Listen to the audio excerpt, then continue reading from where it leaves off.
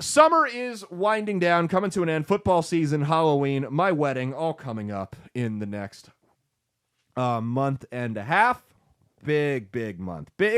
October's a big month for me. October's a really big month for me because in that month, Nebraska plays Illinois, Purdue, and Northwestern, and if they're going to, and I believe Michigan State, and if they're going to make a bowl game, they're going to have to win 3 or 4 of those games. So that is a very important month for me for that reason and that reason only.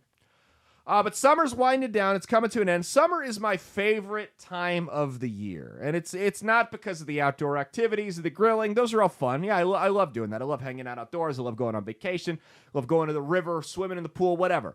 It's not why it's my favorite time of the year. No. My favorite time, the reason summer's my favorite time of the year is because every summer, liberals get reminded that seasons exist. And not only do they remember that seasons exist, they realize that during the seasons, the weather actually changes. Now, they found out some pretty, and it gives them an excuse to act crazy, right? To act like unhinged freaking lunatics. Now, there has been some groundbreaking information that liberals have uncovered this past summer. For instance, the first piece of just absolutely groundbreaking front page news that liberals have discovered this last summer is that in July and August, it gets hot. And they found that out this year, and they are upset. Some other things we've learned. Wildfires. Wildfires are also a thing this time of year, but don't worry about wildfires.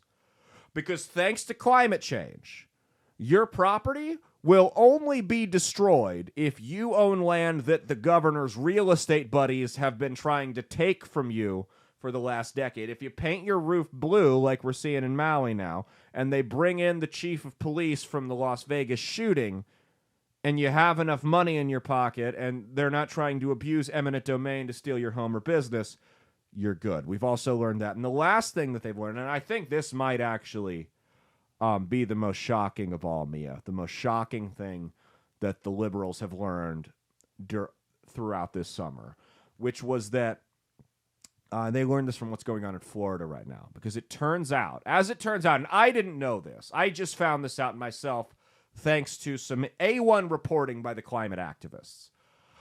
I found out that if you live on in a coastal state such as Florida, South Carolina, California, states like that, during hurricane season, you might actually get hit by a hurricane.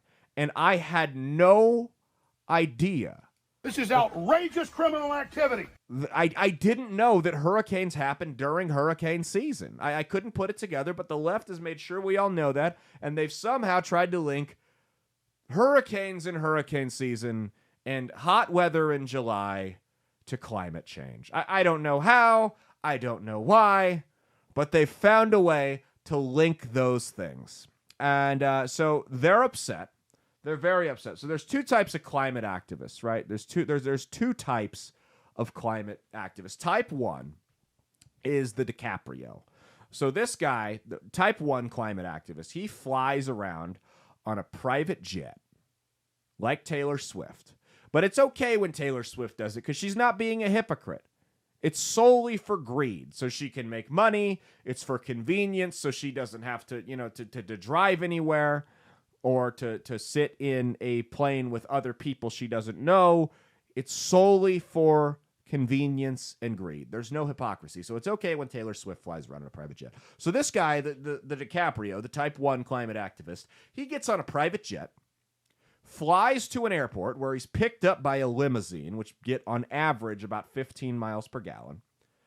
He's surrounded by a security detail, which includes several more SUVs, so he can be taken to an auditorium where he'll be fed a giant banquet dinner of all the foods they say are bad for the environment when you eat them, like beef, like pork, like fish, you name it. in an air-conditioned room kept at 67 degrees, even though they think that we should turn ours up to 77 during the summer, to give a speech about how you accidentally leaving your bathroom light on in the middle of the night is what's killing the planet. That's type 1.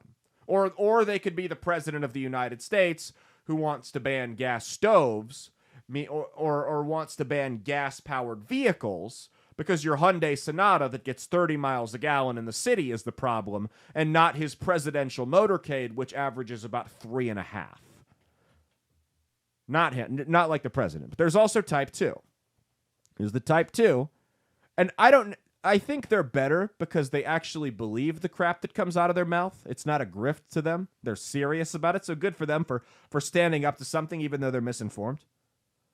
The second type, though, type 2, are people like this that you saw in Nevada protesting the Burning Man event. Go ahead and check this out.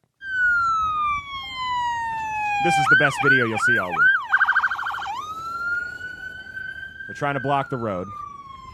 Cop said, nope, you're not blocking the road today.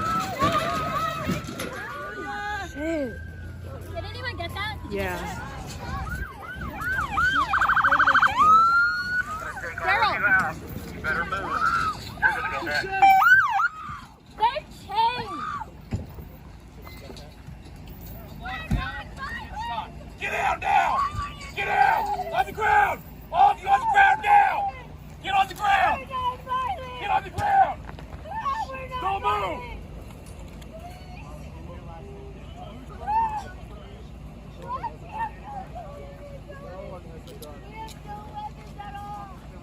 We're environmental protesters! Please! Stop resisting!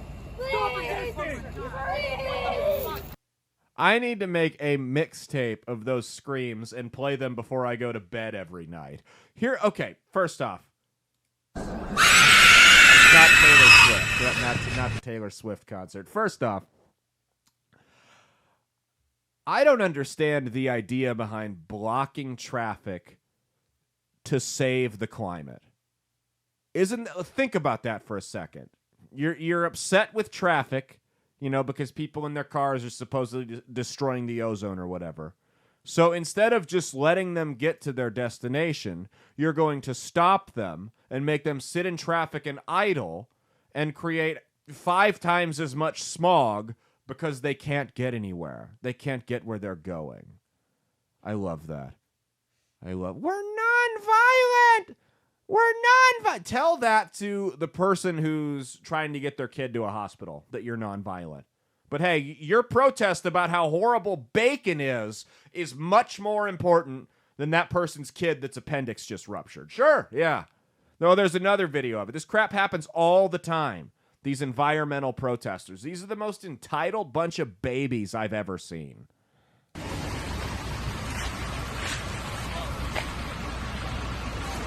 These people had enough here.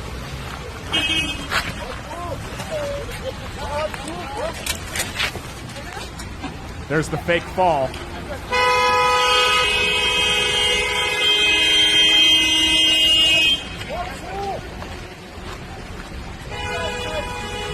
The level of entitlement to refuse. This person didn't ask to be there. They've done nothing wrong to you. To refuse to let them drive, to stand in front of their car.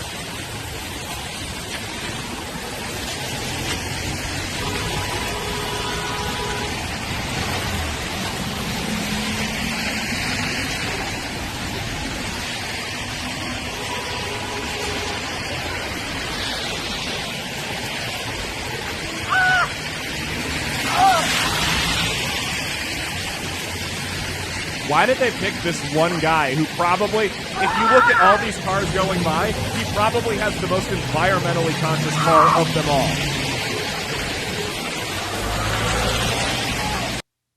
These people are unhinged. There's no way you can look at someone sitting in traffic with a sign bitching about the temperature, saying that, hey, if you stop driving your gas-powered car, the sun will stop being hot. There's no way you can look at someone like that and go, that's a serious person. That's someone who we should listen to on how to spend our tax dollars. on how much our money they should take. That is literally what you can reduce this cockeyed logic to. If you pay more taxes and stop driving your gas-powered car and start taking the bus, the sun will stop being hot. That's how stupid this logic is. We don't know what we're going to do with the money. We don't know how, but that's these climate activists, they never actually tell you what they're going to do with the money. The only thing they know is they need more of it. The government needs more of, and the government loves it. They're like, yeah, we'll take the money. The regime loves this climate crap. Yeah, give us the money. We'll take it. We'll take it all, baby. They never know what they're going to do with the money. All they know is they need more. It's just like with all the young men collapsing, like young athletic men collapsing from cardiac events. They don't know what's causing it, but they know it's not the vaccine. They haven't looked into it. They don't know what it is, but they know for a fact what it isn't. We're not even going to consider that, right? Here's my thing. If you are, I don't care what you're protesting for. I don't care if it's the climate. I don't care if you're protesting lockdown. So if you agree with me, I don't care if you're protesting for Black Lives Matter. It doesn't matter. I don't give a fuck what you're protesting for. If you are blocking traffic and someone runs you over, not only should that person not do a second in jail for it, they should receive a cash reward because they taught another piece of shit a lesson. You play stupid games, you win stupid prizes. Sometimes that's just how life works out. If you want to stand in the street and some guy's running late to work, or someone's trying to get their pregnant wife to the hospital, or they're trying to get their dog to the vet because it's having a seizure, or whatever, or maybe they just want to go to the grocery store or the bar, it really doesn't matter. You don't have a right to block them. You don't have a right to impede their way to getting to their destination. People have freedom of movement. Last time I checked, if you don't let someone leave, that's a little thing called false imprisonment in this country, and you can do serious jail time for it.